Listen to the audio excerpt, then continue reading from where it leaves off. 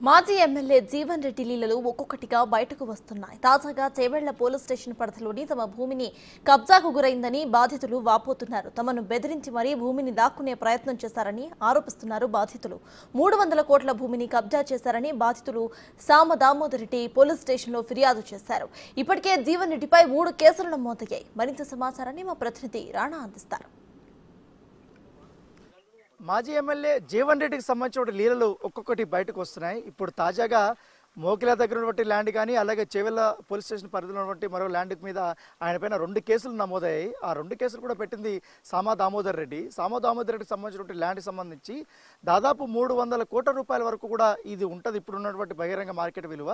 ఆ మొత్తం ల్యాండ్ని అంతా కూడా తన గుప్పి చెట్లలో పెట్టుకున్నాడు, కబ్జా చేసినటువంటి పరిస్థితి కనపడుతుంది. వీళ్ళందరూ కూడా ఇప్పుడు నేను చూపిస్తున్నటువంటి ఈ చైతన్య రిసార్ట్ ఏదైతే ఉందో ఈ రిసార్ట్ అంతా కూడా ఇన్ని రోజులు తన గుప్పెట్లో పెట్టుకొని ఓనర్ని కూడా లోపలికి రానియకుండా గేట్లు వేసుకొని బీహార్కి సంబంధించిన గ్యాంగులు వాళ్ళందరూ కూడా పెట్టుకొని వారు చెప్తున్నట్టుగా తెలిసింది. అసలు ఏంటి సామ దామోదర్ రెడ్డికి జీవన్ రెడ్డికి మధ్య ఉన్నటువంటి గొడవ ఏంటి, ఎందుకు ఇంత పెద్ద రాజంతమైంది, కేసుల వరకు వెళ్ళింది, అతను ఏమి హామీ ఇచ్చారు, ఈయన దానికి ఏం ఒప్పుకున్నాడు, అసలు ఎగ్జాక్ట్గా ఈ ల్యాండ్కి సంబంధించినటువంటి ఏం జరిగిందనే దానిపై కూడా మనం ఒకసారి ఇప్పుడు గ్రౌండ్ రిపోర్ట్లో కనుక్కుందాము. సో మనతో పాటు కూడా ఈ ల్యాండ్ ఓనర్ అయినటువంటి సామ దామోదర్ రెడ్డి కూడా ఉన్నారు. ఈయన సంబంధించినటువంటి ల్యాండ్ దాదాపు ఇక్కడ 200 ఎకరాల దాకా కూడా ఉందనేసి కూడా చెప్తున్నారు. ఇదే ఇప్పుడు డిస్ప్యూట్లో ఉంది. ఇప్పుడు జీవన్ రెడ్డికి ఈయనకి కొట్లాట కూడా జరిగిన నేపథ్యం కనపడుతుంది. దామోదర్ రెడ్డి గారు, ఏంటి ఇప్పుడు మీరు చూపిస్తున్న ఈ ల్యాండ్ గురించేనా ఇప్పుడు జీవన్ రెడ్డికి మీకు గొడవ జరుగుతుంది? ఈ ల్యాండ్ గురించేనండి. ఈ ల్యాండ్ గురించే మాకు అటు అతని ఆలోచన అంతా ఎంత మొత్తం వచ్చిన కాడికి దోచుకుందామనే ఆలోచన తప్పితే న్యాయంగా ఎవరి డబ్బులు వాళ్ళకి ఇద్దాం, ఎవరి దాడులు చేసుకుందాం అనే ఉద్దేశం మాత్రం అతనికి లేదు.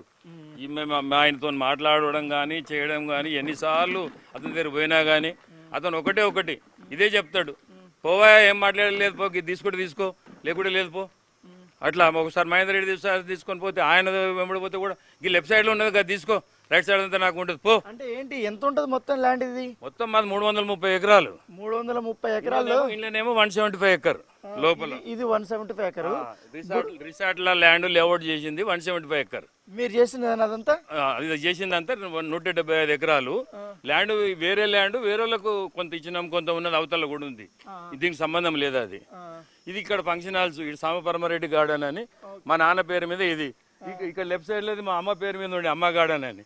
ఇది మొత్తం కూల్ చేసిండు. ఇది అప్పుడు కూడా ఈ సామ పరమారెడ్డి ఫంక్షన్ గార్డెన్స్ అనేది అప్పుడు రాసున్నదా? రాజు అతను తోడిపేసి జీవన్ గార్డెన్ పెట్టుకున్నాడు. ఆయన జీవన్ గార్డెన్ పెట్టుకున్నాడు. దీనికి చైతన్య రిసార్ట్ కి జీవన్ గార్డెన్ మొత్తం టోటల్ గా ఆడ బయట బోర్డులు పెట్టిండు. మొత్తం చైతన్య జీవన్ గార్డెన్ ఇది ఎవరికి సంబంధం లేదు. ఎవరైనా ప్లాట్లలో వస్తే దామోదర్ రెడ్డిని అడుక్కోపోయి ఇక్కడికి రావద్దు అని బెదిరియడం, తిట్టడం. అంటే ఇప్పుడు ఇంత పెద్ద ల్యాండ్ కదా, అవును, ఆయనతో ఆయన ఏమైనా వచ్చి మిమ్మల్ని అప్రోచ్ అయ్యాడు, మీకు ఆయనకి మధ్య జరిగినట్టు ఒప్పందం ఏంటి ఎగ్జాక్ట్ గా? సార్ ఒకటి మనకి ఏం చెప్పిండంటే ఆయన, ఈ ల్యాండ్ ఏదైతే ఉన్నదో నీ దగ్గర మనకి ఇంకా వెనకకు ఒక 1000 ఎకరాలు 1500 ఎకరాలు దొరికేటట్టు ఉంది. ఈ ల్యాండ్ మనం డెవలప్ చేసి ఇవి అమ్ముకుంటూ ఉన్నది డెవలప్ అయింది, అమ్ముదాం. అమ్మితే పైసా డబ్బులు వస్తాయి, నువ్వు నీ డబ్బులు పెట్టిన కాడికి నీకు వెళ్తాయి, మనకు అప్పుడు మంచిగా ఫ్రీ అయిపోతాం, ఇక వెనకకు చేసుకుంటూ పోదామన్న, ఇట్లా చేద్దామని అన్నాడు. మేము అనుకున్నాం అదే వెనకకు ల్యాండ్ కూడా కొందాం అంటుండు కాబట్టి బాగానే ఉంది, దొరుకుతుంది నిజంగా ల్యాండ్ కూడా దొరికేటట్టు ఉండే. అప్పుడు మేము ఇక సరే అని అతనితో ఒక ఎంఓయూ కుదిరించుకున్నాం. ఎట్లా జీవన్ రెడ్డి నేను అదే చెప్తున్నా, ఇది లేఅవుట్ కదా, ఎట్లా నువ్వు ఎట్లా ఎంటర్ అవుతావు అని అడిగినా.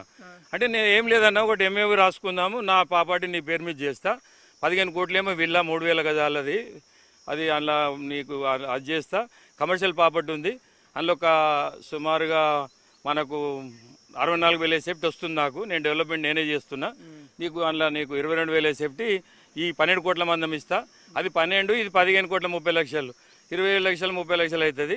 ఒకవేళ రిసార్ట్ ఏమైనా మాట్లాడుకుంటే కూడా నీకు 64,000 సేఫ్టీలలో నీకు ఎంత కావాలంటే అంత ఇస్తా. రిసార్ట్ కూడా కన్స్ట్రక్షన్ వాల్యూ కడదామంటే కడదాం, కట్టి కన్స్ట్రక్షన్కి ఎంత అయిందో అంత చెరసాం వేసుకుందాం. ఆ విధంగానే ఒక ఎంఓవి రాసిండు. ఇక అతనితో ఏం కొట్లాడాలి, ఏం గొడవడాలి, పెద్దోడు అంటే ఒక ఎమ్మెల్యే, సరే ఇంకేమైనా బెనిఫిట్ అవుతుందా మనకు ఇంకో ఫ్యూచర్లో చూద్దాం అనుకుంటా ఇక మనం సరే కానిద్దామని కానిచ్చినాం. ఇక వీడికి వెళ్ళి వచ్చి ల్యాండ్ చేసుకుంటారు. రాత్రి 7:30 వరకు రిజిస్ట్రేషన్, అది నా డెవలప్మెంట్ అగ్రిమెంట్ అన్నాడు, అది 2013 క్యాన్సిల్ అయింది. అది మళ్ళీ తర్వాత చూస్తే ఆడ జేవిఆర్ కన్స్ట్రక్షన్ అని కనిపిస్తుంది. మా మా మా ఫ్రెండ్ ఆయన వినయ్, జే అంటే జీవన్ రెడ్డి, వినయ్ అంటే వినయ్ రెడ్డి, వి అంటే ఇట్లా మేము పార్ట్నర్స్ ఇది డెవలప్మెంట్ నేను తీసుకున్నా అని అతను కూడా కల్పించండి మాకు వినయ్ రెడ్డిని. కల్పిస్తే బాగానే ఉంది, పార్ట్నర్ కూడా ఉన్నాడు కదా, ఈ విధంగా బాగానే చేస్తున్నట్టు మనకు దానికి ఇస్తారు లేదు అని కొంచెం నమ్ముతాం కదా సార్. ఇక నమ్ముతామంటే ఇక నమ్మినాము. నమ్మితే ఈయన దాకా వచ్చింది మా ప్రాబ్లం, సత్యదాకా వచ్చింది. నిద్రలు నేను రాత్రులు అయినాయి. ఎవరు చెప్పుకోవాలో వాళ్ళకి చెప్పుకున్నాం, తిరగాలో అంతమంది తిరిగినాము. ఎవరితో సాధ్యం కాలేదు. ఎక్కడంటే ఆయన గాడ్ ఫాదర్ దగ్గర ఉంటాడు, కేసీఆర్ దగ్గర. ఏమనంటే గాడ్ ఫాదర్ అంటాడు. ఇక మిగతాలు కూడా మంత్రులు కానీ ఎమ్మెల్యేలు కానీ ఎవరైనా చెప్పాలంటే ఆయనకు ఎదురు చెప్తారా? ఎంత కష్టపడ్డాను సార్ నేను. అసలు 2002 నుంచి కన్స్ట్రక్షన్ స్టార్ట్ చేసినాము. మాకు ఇవన్నీ పొద్దుగాల 7 గంటలకు వచ్చి రాత్రి 7 గంటల దాకా లేబర్ ఏమో కూర్చుంటుండే. ఇవన్నీ చేపించినప్పుడు ప్రతిదీ మేము దగ్గర ఉండి చేపించినాం. ఇప్పుడు మీరు జీవన్ రెడ్డితో ఇన్వాల్వ్ చేయించుకుందు చాలా మందికి మీరు ప్లాట్లు అమ్మారు కదా, అవును. వాళ్ళ పరిస్థితి ఏమైంది? వాళ్ళ ప్లాట్లు నేను వాళ్ళకి హామీ చెప్తున్నా. ప్రతిసారి నన్ను అడుగుతారు, రెడ్డి గారు అంటే అమ్మా మీ ప్లాటు ఒక్క ప్లాట్ ఒక గజం కూడా ఒక గుంట కూడా మీకు తక్కువ వచ్చేటట్టు నేను అటువంటి వ్యక్తిని కాదు. నేను మీ ప్లాట్లు ఏందో ఒకవేళ మాదేమన్నా కిరికిట్లలో పడితే పక్కకు నాకు ల్యాండ్ ఉంది, ఇంకా అందులో ఇస్తా నేను, మీకు చూపిస్తా ల్యాండ్ అని చెప్పుకుంటూ వచ్చిన. వాళ్ళు కూడా అప్పుడు ఎంటర్ అవడానికి ప్రయత్నించారా మా ల్యాండ్ చూసుకోవడం? చాలా సార్లు సార్తో మాట్లాడు అంటే సార్ ఎవరండి అంటే జీవన్ రెడ్డితో మేము మాట్లాడతాం, దామోదర్ రెడ్డి కలపండి మేము మాట్లాడతాం అన్నారు. ఇక వాళ్ళు నడువికండి అని బెదిరిస్తారు కదా, వీళ్ళు వాపస్ వెళ్ళిపోయారు. అట్లా చాలా మంది చాలా తీరుగా వాళ్ళు వెళ్ళిపోవడము, రావడం పోవడం చూసుకోవడం, ఒకరు అవకాశం వస్తే లోపల దాకా వచ్చి చూసుకోవడం, అలా ప్లాట్ ఉన్నదా లేదా చూసుకోవడం, ఇట్లా జరిగింది. ఇప్పుడు జీవన్ రెడ్డిని ఇప్పుడు మీరు కేసుల వరకు వెళ్ళారు, ఇప్పుడు ఎట్లా ఎదుర్కొంటారు? ఇప్పుడు ఆయన ఏమో రిజిస్ట్రేషన్ చేశారని చెప్తున్నాడు. ఇప్పుడు ఆయన మీకు ఇచ్చినటువంటి ఏదైతే విల్లాస్ ఉన్నాయో అవన్నీ తిరిగి ఇచ్చేసి మళ్ళీ మీ ప్రాపర్టీస్ మీరు తీసుకుంటారా, లేకపోతే ఎట్లా ఉంటుంది? ఆయన ప్రాపర్టీ ఆయనకు, మా ప్రాపర్టీ మాకని ఆల్రెడీ కోర్టులో వేసినాం సార్. మేము కోర్టులో వేస్తే కోర్టులో నడుస్తుంది, ఇంకా రాలే, అది ఎవిడెన్స్కి రాలే. అది వస్తే వాళ్ళకి అతను తేలితే అతను తీసుకున్న ప్రకారం ఆయనకు అప్పచెప్తాం. మేము నిజాయితీగా మేము ఉన్నాం, మాకు తేలితే మాకు వదిలేసి వెళ్ళిపోవాలి ఆయన, అంతే. అంతకు ముందు వచ్చి అంతా కబ్జా చేసుకుంటే ఎట్లా? ఇది వేరేలే ల్యాండ్స్ ఉన్నాయి, వేరేలే అక్కడ పక్కల పండు కూడా ల్యాండ్ ఉంటే అవి కూడా కబ్జాలు చేయడం. ఆ పక్కకు ఏదైనా మన సర్వే నెంబర్ టచ్ అయి ఉంటుంది కదా, ఆ సర్వే నెంబర్ మొత్తం కబ్జా చేయడం, వాళ్ళు ఫోన్లు చేయడం, అడగడం, ఇవన్నీ జరుగుతున్నాయి. ఇబ్బంది పడుకుంటే ఏదో సమాధానం చెప్తున్నా, మరి ఎక్కడ పోదు మన భూమి మనకు వస్తాం, మీ భూమి మీకు ఇచ్చి పెడతాం లేండి అట్లా అంటున్నాం, వస్తున్నాం పోతున్నాం, ఇవన్నీ జరుగుతున్నాయి. లాస్ట్కు మాకు గవర్నమెంట్ చేంజ్ అయినాక ఒక నమ్మకం ఏర్పడ్డది మాకు. ఆ గవర్నమెంట్లో అయితే 2021 నుంచి కంప్లైంట్లు ఇస్తున్నాం, తీస్తున్నారు, పక్కకు పెడుతున్నారు, ఏదో చిన్న స్లిప్ రాసి ఇస్తారు, అది ఎఫ్ఐఆర్ చేయలే, ఏం చేయలే. నేను ఆడికేంటి హైకోర్టుకి కూడా ఎఫ్ఐఆర్ చేయాలని ఆర్డర్ తెచ్చిన నేను, అది కూడా పక్కకు పడేసారు, అది కూడా చేయలే. ఇక ఏం చేస్తాం, మన గవర్నమెంట్ లేదు. ఆయన కేసీఆర్ దగ్గరనే మా గాడ్ ఫాదర్ అనుకో తిరుగుతాడు. ఆయన చూసి ఇతరులు కూడా భయపడతారు కదా, కేసీఆర్ దగ్గర మంచి ఎందుకు మనం లేని తోటి ఎందుకు పెట్టుకోవాలి, పోలీస్ ఆఫీసర్స్ గిట ఎన్నిసార్లు చెప్పారు ఏదైనా కాంప్రమైజ్ చేసుకోండి రెడ్డి గారు ఎందుకు. ఇవన్నీ అంటే కాంప్రమైజ్ అంటే ఎట్లా, ఏ రకంగా? కూడుకున్నది కదా, కొంచెం ఎక్కువనో తక్కువనో ఏడుకోకాడికి. ఒకసారి మా ఎంపీ రంజిత్ రెడ్డి సాబ్, ఈయన వెస్టర్న్ సుదర్శన్ రెడ్డి, వీళ్ళందరితో ఒకసారి మళ్ళీ ఒకసారి సిట్టింగ్ కూడా చేసినాం. సిట్టింగ్ చేస్తే కూడా వీళ్ళు ఏమంటారంటే రంజిత్ రెడ్డి గిట అన్న అతను మూర్ఖుడు, ఏది ఇస్తే అదే తీసుకొని కథం చేసుకో అన్న, అతను పెట్టుకోకు నువ్వు ఇట్లా చెప్తారా, ఏం చెప్తారా మీరు పెద్ద మనుషులు, ఇట్లే నా చెప్పేది. నేను అంత చిన్నగా కనిపిస్తున్నాను, మీ మామూలు కనిపిస్తున్నా, నాకు కూడా ఏడికాయ దాడకాయ నేను చూస్తా అన్నట్టు నేను సరే నేను లేచి వెళ్ళొచ్చింది. నేను ఆల్రెడీ దానికి రిజిస్ట్రేషన్ చేసినటువంటి భూమి సపరేటు, దానికి లిటిగేషన్ సపరేటు, అది కాకుండా నా పేరు మీద ఉన్నటువంటి మిగతా ఎకరాలు ఉన్నాయి 70 ఎకరాల దాకా, దాన్ని కూడా తన ఆధీనంలో తీసుకొని ఇప్పుడు మనం ఉన్నటువంటి ఈ క్లబ్ హౌస్ని అంతా పూర్తిగా కూడా తన ఆధీనంలో తీసుకొని ఇన్ని రోజులు ఇష్టారాజ్యంగా అక్కడ ఏదైతే మనం చైతన్య రిసార్ట్ అనేసి ఒక బోర్డు చూసామో అక్కడ జీవన్ రెడ్డికి సంబంధించిన ప్లాట్ అంటూ కూడా జీవన్ రెడ్డిది రిసార్ట్స్ అనేది పేరు రాస్తున్నారు. సో ఇప్పుడు అవన్నీ కూడా వన్ బై వాళ్ళు చెప్పుకొని వచ్చేస్తున్నారు. సో ప్రస్తుతం అయితే ఈ కేసు ఇన్వెస్టిగేషన్ జరుగుతుంది. తొందరలోనే జీవన్ రెడ్డికి నోటీసులు పంపించి విచారణకు పిలిపించే అవకాశం ఉన్నట్టుగా తెలుస్తుంది. దానికి తగ్గట్టుగానే ముందుగా సామా దామోదర్ రెడ్డి దగ్గర కొన్నటువంటి ప్లాట్స్ ఏదైతున్నాయో ఆ ప్లాట్కి సంబంధించినటువంటి ఓనర్స్ వాళ్ళందరూ కూడా గత 6 ఏళ్ళ నుంచి కూడా ఎప్పుడు కూడా లోపలికి ఎంట్రీ అవ్వలేదు. సో ఇవాళ దామోదర్ రెడ్డి పిలిపించారు. పిలిపించిన తర్వాత వాళ్ళకి ఈ లిటిగేషన్ సంబంధించినటువంటి ల్యాండ్ కాకుండా సపరేట్గా ఇంకో ప్లేసు జీవన్ రెడ్డికి ఈయనకి ఉన్నటువంటి గొడవలకు సంబంధం లేనటువంటి ల్యాండ్ ఏదైతుందో ఆ ల్యాండ్కి బయట ఉన్నటువంటి మరొక ప్లేస్ చూపించి వాళ్ళకి క్లియర్ చేస్తున్నట్టుగా మనకు తెలుస్తుంది. మాజీ ఎమ్మెల్యే జీవన్ రెడ్డి కబ్జా కేసులో కీలక విషయాలు వెలుగులోకి వస్తున్నాయి. సాము దామోదర్ రెడ్డి వద్ద భూములు కొనుగోలు చేసి జీవన్ రెడ్డి ద్వారా కబ్జాకు గురైన బాధితులు కేసు పెట్టారు. తమకు న్యాయం చేసి తమ భూమి తమకు ఇప్పించాలని కోరుతున్నారు. తమను బెదిరించి భూమిని లాక్కునే ప్రయత్నం చేశారని ఆరోపిస్తున్నారు. 300 కోట్ల భూమిని కబ్జా చేశారని బాధితులు సామ దామోదర్ రెడ్డి పోలీస్ స్టేషన్లో ఫిర్యాదు చేశారు. ఇప్పటికే జీవన్ రెడ్డిపై 3 కేసులు కూడా నమోదయ్యాయి.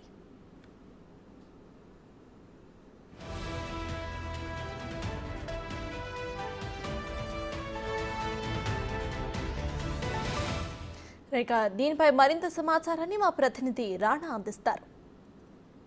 మాజీ ఎమ్మెల్యే జీవన్ రెడ్డి కబ్జా కేసులో మరొక విషయం వెలుగులోకి వచ్చింది. ఏదో సామా దామోదర్ రెడ్డితో వాళ్ళు ప్లాట్లు కొన్నటువంటి వాళ్ళందరూ కూడా తమ ప్లాట్లు కూడా కబ్జా చేశారేమో అనే భయంతో కూడా వాళ్ళందరూ కూడా వారు కొన్నటువంటి ప్లేస్ దగ్గరకు వచ్చారు. వారందరూ కూడా సామా దామోదర్ రెడ్డిని క్వశ్చన్ చేసినటువంటి నేపథ్యం కనపడుతుంది. ప్రస్తుతం వీళ్ళందరూ ఉన్నారు.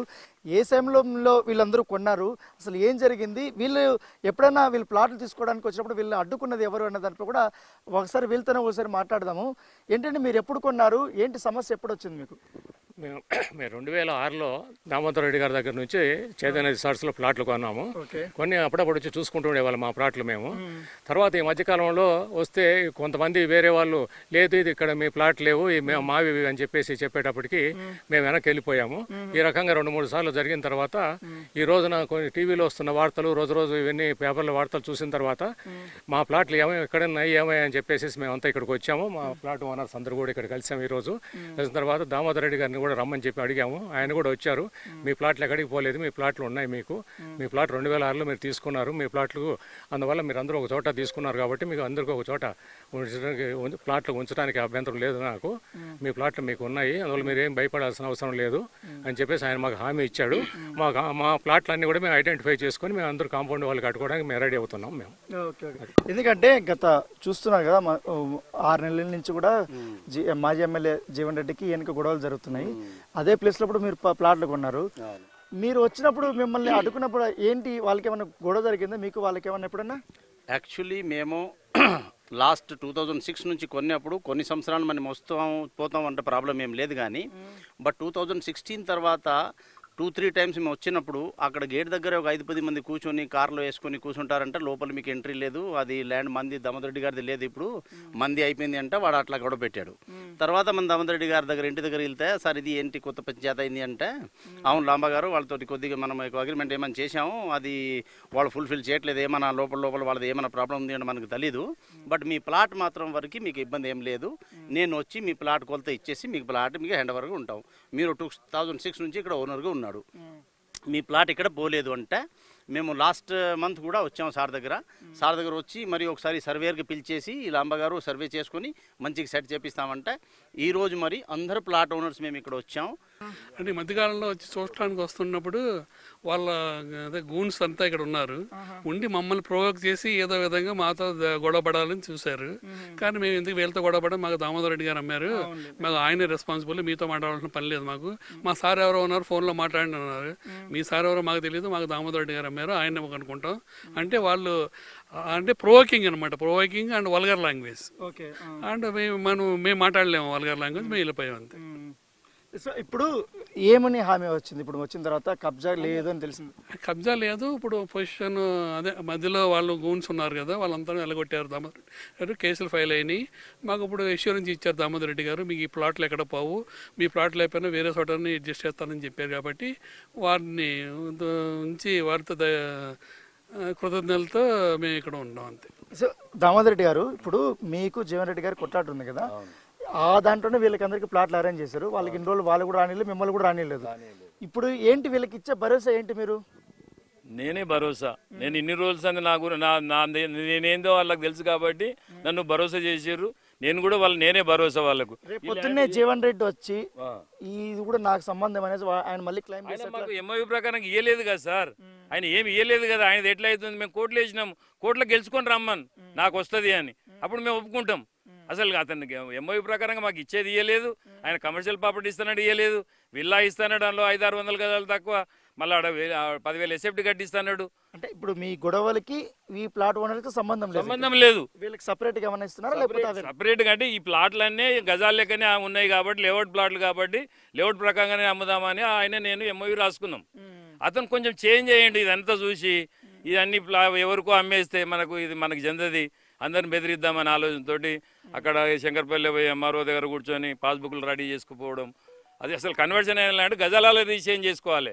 ఆయన ఇట్టెల రావు అని ఒక ఆయన ఎంఆర్ఓ ఉండి ఆయన బెదిరించి ఆయన కూడా చెయ్యి నీకెందుకు, నేను నీకేం కావాలో నేను చెప్పాలన్నా, ఎవరితో చెప్పాలి, మహమూద్ అలీ సాబ్తో చెప్పాలన్నా, రెవెన్యూ మినిస్టర్ తోటి అది దాన్ని ఇన్ఫ్లుయెన్స్ చేసి అందరి పేర్లు నేను చెప్తాను. నేను కూడా గవర్నమెంట్లో ఉన్నానండి, నేను కూడా మాట్లాడినా, మహమూద్ అలీ సార్తో మాట్లాడినా, ఏం సార్ ఇదని నేను ఏం చేయాలి, అతను మీకు తెలుసు కదా అంటాడు అంతే. ఆయన పెద్ద ఆయన ఇవన్నీ జరిగినాయి, ఇట్లా అన్యాయం జరిగింది. వీళ్ళకందరికీ మళ్ళీ రీసర్వే చేసి వాళ్ళ ప్లాట్లు వాళ్ళకి కొన్ని ఉన్నాయి ఇంట్లో, ఇంకా కొన్ని ప్లాట్లు అక్కడ ఉన్న ప్లాట్లు అన్ని తీసి ఒక సైడ్ చేసి వీళ్ళకందరికీ ఒకటే ప్లేస్ వాళ్ళు ఒకటే ప్లేస్ లో ఇస్తున్నాం.